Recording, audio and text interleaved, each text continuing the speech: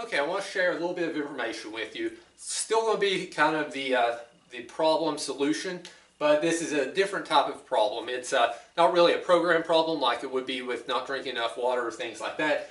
This is about mindset, and I talk a lot about mindset. I'm real big on making sure that you understand why you're doing things. In the program, we go through a lot about mindset, why you're here, what the desire is, what you're working for. It's not to lose 20 pounds. There's a reason you want to lose that 20 pounds. There's something you're looking for, some ultimate goal to feel better, to live longer for your family. There's some hidden meaning that you need to know what you're working for that's going to keep you coming back and keep you motivated. And if you don't have that, you're not going to be successful. So there's a lot of stuff that I like to get into with mindset. And these two books talk about looking for ways to identify self-sabotage and limiting beliefs. We've talked about that. We've talked about desire. But if our problem is that we don't think that we can do the program, or we are running into problems like plateau, when we talked about that, these are two books that you can use as a little bit of a resource to try to overcome some of those things. Lots of different self-help help books out there. There's lots of different mindset, lots of different things that pertain to this. And we want to worry about not just the physical part, but the mental part. Most people, when they struggle, it's not because of the physical program. It's because of the mental part, that they can't stay committed, they can't find that reason, or they keep setting themselves up for failure. These two books will help with that. The first is called The Unlimited Self by Jonathan Heston. And what it talks about is finding those limited beliefs that you are placing upon yourself, trying to identify those beliefs. There are questions in the book. There's a way that it's structured so you can identify some of the things that you might be saying to yourself in order to hold yourself back from being successful. And it also talks about reprogramming, how you can go about making changes to improve upon that.